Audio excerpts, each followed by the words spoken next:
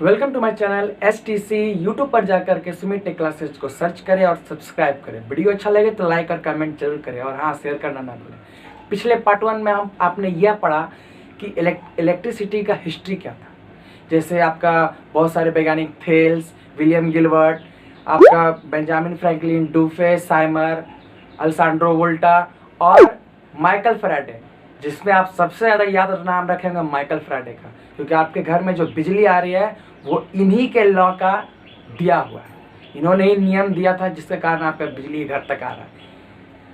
ये नियम बहुत ही अच्छा नियम है, लेकिन अब आपका घर तक बिजली तो आ रहा है, तो बिजली को पहुंचाने वाला कौन है? ठीक, बिजली तो खुद ब खुद तो चल के आ ही रहा है, लेकिन उसको रास्ता देने वाला कौन है? उसको सही जगह पे ठीक करने वाला कौन है?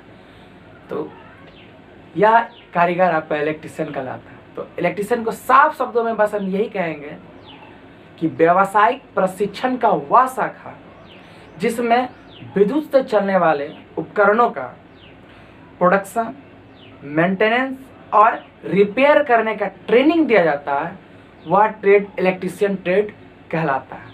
और उसमें जो आप कारीगर काम कर रहा है उसे आप इलेक्ट्रिशियन बोल सकते हैं। अब एक चीज़ और है कि इसे और एक और भाषा में समझाना चाहे तो इस तरह है कि विद्युत से चलने वाले उपकरणों का मरम्मत करना, प्रोडक्शन करना और मेंटेनेंस करना का कुशल कारीगर को इलेक्ट्रिशियन कहते हैं।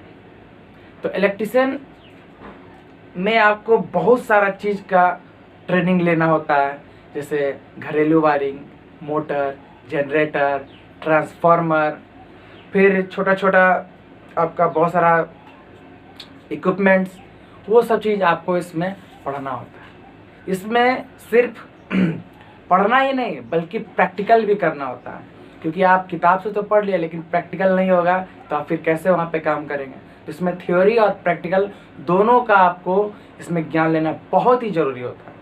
अब बात ये करते हैं कि आपका जो इलेक्ट्रिशियन है इसका इम्पोर्टेंस क्या है।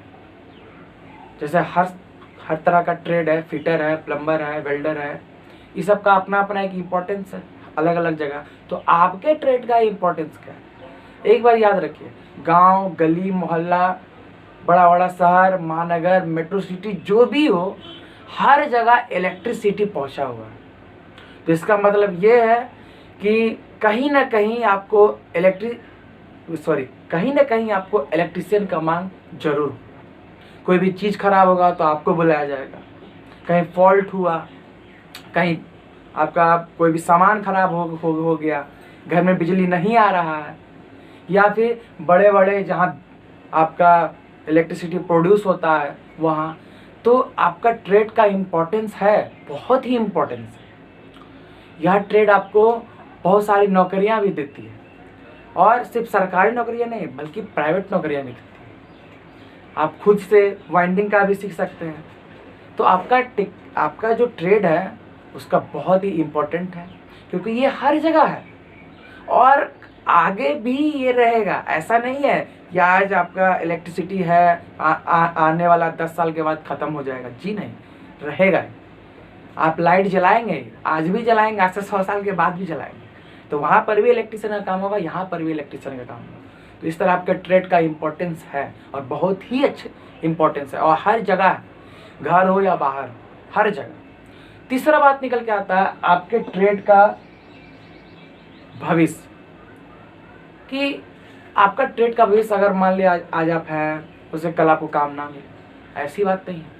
काम तो आपको मिलते रहेगा, क्योंकि एक बात याद रखिए, क्योंकि हर जगह जहाँ भी अगर माना कि जस्ट एग्जांपल लेते हैं कि अगर मेरे घर में फ्यूज खराब होता है तो मैं क्या करूँगा कि सिर्फ एक फ्यूज निकाल लूँगा, उसका फ्यूज वायर निकाल के और अपने मन से लगा करके और लगा दूंगा, तो मेरे घर में कंटिन्यूटी आपका इलेक्ट्रिक करंट का बरकरार रहे। लेकिन अगर घर में मोटर खराब हो गया और मुझे उसका जानकारी नहीं है तो मैं कैसे बनाऊँगा? फ्यूज तो आम बात है, हर कोई बना लेता है, लेकिन मोटर, आपके घर का मिक्सर ग्राइंडर, टीवी, घर के वायरिंग, घर का बोर्ड अगर खराब होगा तब क्या कीजिएगा? तो उस समय आपको सिर्फ और सिर्फ एक दिखेगा, वो है इलेक्ट्रिशियन। उसको आप तुरंत कॉल कीजिएगा, उसको बुलाइए, तो आपका भविष्य तो है ना, आपका इलेक्ट्रिशियन का भविष्य तो है ना, भविष्य है। जब तक इलेक्ट्रिसिटी रहेगा तब तक आपके ट्रेड का भविष्य रहेगा, और इलेक्ट्रिसिटी हमेशा रहेगा। आपको भी पता है, हमें भी पता, सभी को पता है। इसलिए आपके ट्रेड का भविष्य है, और आपके ट्रेड का जो भविष्य है वो उज्जवल है। आप बहुत कमा सकते हैं अपने इस ट्रेड में।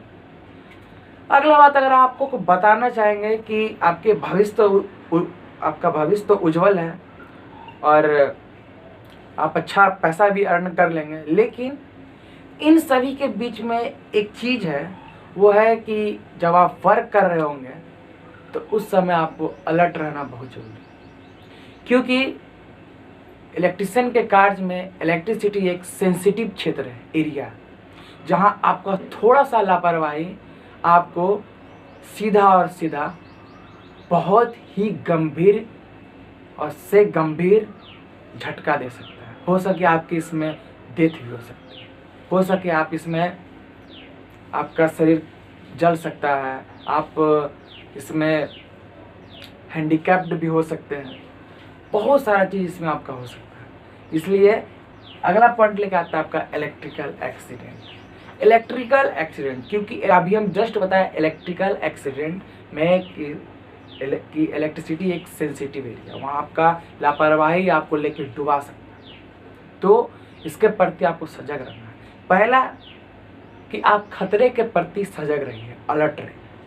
कोई भी अगर खतरा हो तो उससे पहले अलर्ट रहिए। दूसरा, अपने वर्कशॉप में सही टूल्स का इस्तेमाल कीजिए। तीसरा, अपने वर्कशॉप में लाइट का व्यवस्था रखिए। ये नहीं कि अंधेरा में काम कर रहे हैं, कहीं का तार कहीं और जुट गया और आपका काम तमाम हो गया। तीसरा चीज़ है कि आप जो भी काम कर रहे हैं उसके बारे में ज्ञान जरूर हो, उसके बारे में नॉलेज हो, थियोरेटिकल नॉलेज भी हो और प्रैक्टिकल नॉलेज भी पूरा। अगला अगर आपका कोई भी होता है तो वो है आपका कि अगर आप वर्कशॉप में काम कर रहे हैं तो वहाँ क्लीन एयर, लाइट और ये सब का व्यवस्था होना चाहिए। और आपका जितना भी आप वर्कशॉप में काम कर रहे हैं उसमें सेफ्टी सिंबल, फिर आपका अगर गलती से आग भी लग जाए तो फायर एक्सटिंग्विशर, और अगर किसी को इलेक्ट्रिकल शॉक, विद्युत झटका लगता है तो उसके प्रति आपको नॉलेज होना बहुत ही ज़रूरी है। ये सबसे पहला नियम आपको रखना है कि अगर किसी भी व्यक्ति को विद्युत झटका लग जाए काम के दौरान, तो आपको सबसे पहले क्या करना है, उसका नॉलेज इसमें रखना बहुत जरूरी है। तो इसमें जो नॉलेज है उसमें कि आपको क्या करना है। अगर किसी भी व्यक्ति को विद्युत का झटका लगता है तो सबसे पहले आप क्या कीजिए कि मेन लीड जो है, जहाँ से सप्लाई आ रहा है, उसको जा करके ऑफ कर दीजिए। अगर आपको लगे कि वो जो मेन लीड है वो बहुत दूर है आपसे, तो क्या कीजिए कि कोई भी सूखा लकड़ी या कपड़ा जो भी है उससे उसको हटाइए। जो जिस तार को छुआ हुआ है या जिस मशीन को छुआ हुआ है उससे उसको हटा दीजिए। अगर इतना भी नहीं होता है तो तीसरा आपके पास सिर्फ लास्ट ऑप्शन बचता है, आपके अपने कपड़े। आप अपना कपड़ा को खोलिए और उस कपड़ा से उसको लपेट करके खींच दीजिए। लेकिन ध्यान रखिए कि जब खींचते हैं तो वो झटका से ज़मीन पर ना गिरने पाए, वरना उससे बहुत ही गंभीर चोट लग सकता है, सर, छाती या कहीं भी उसको चोट लग सकता है। तो ये सब चीज़ आपको अपने ध्यान रखना है। फिर एक चीज़ और ध्यान रखना है कि अगर आप वर्कशॉप में काम कर रहे हैं तो अपने साथ एक अपना हेल्पर को जरूर साथ रखें, तो जिससे वो आपका सीढ़ी पकड़ने में मदद करेगा और भी बहुत सारा में आपको मदद करेगा। अगर आपसे मान लीजिए आपसे कुछ गलती से छूट गया है कोई भी चीज़ वैसा, तो वह रहेगा तो आप मतलब उसके उपस्थिति में वो आपको बताएगा कि सर यहाँ पे दिक्कत हुआ, फॉल्ट हुआ। तो ये भी रखना बहुत ही जरूरी है। अगला अगर बात करते हैं वो है विद्युत झटका हम लोग को क्यों लगता है। हम जैसे बोल रहे हैं कि इलेक्ट्रिसिटी में आप काम कर रहे हैं वर्कशॉप में, तो वहाँ आपको विद्युत झटका लगेगा। तो क्यों लगता है झटका, क्या बात है कि आपको विद्युत झटका लगता है, इलेक्ट्रिकल शॉक क्या होता है और हमें क्यों लगता है। मुझे याद है जब मैं छोटा था तो मैं एक दिन टीवी देख रहा था और टीवी अचानक बंद हो गया। तो इसके लिए मैं सोचा कि जाता हूँ टीवी के पास। तो जाके देखा तो मैं शायद वहाँ कोई तार कटा हुआ था। गलती से मैं वो तार से टच हो गया। अचानक मुझे एक झटका लगा, ऐसा झटका लगा जो दिल दहला देने वाला था। लेकिन मैं अस्तबत था कि मुझे हुआ क्या, मुझे पता नहीं चला।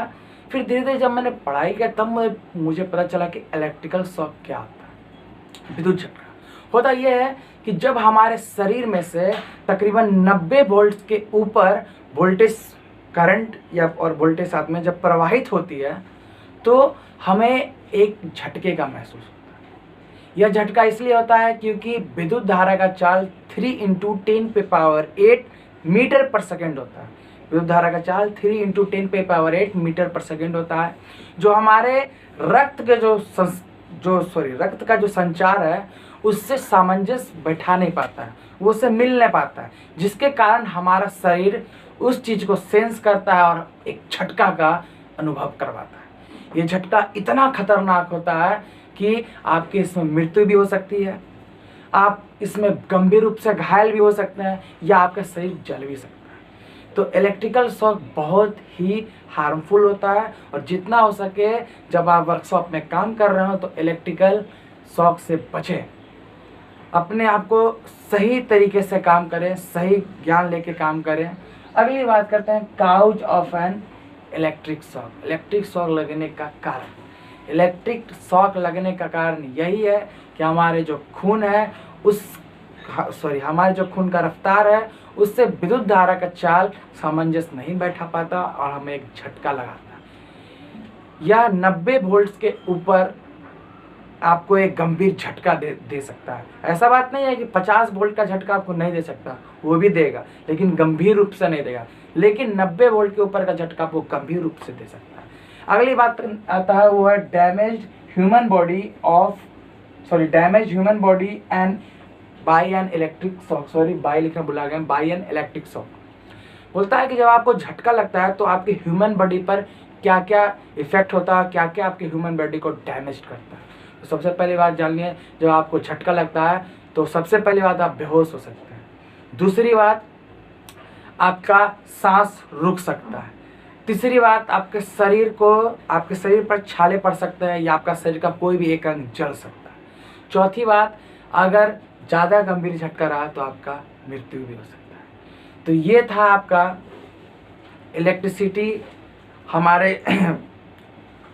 इलेक्ट्रिसिटी के बारे में कि वो हम लोग को किस तरह झटका देता है, उससे किस तरह बचना चाहिए, ये सब चीज़ इस चैप्टर में था। अगला पार्ट में आपको बताएंगे सेफ्टी सिंबल्स के बारे में। तो उसके लिए जय हिंद, जय भारत।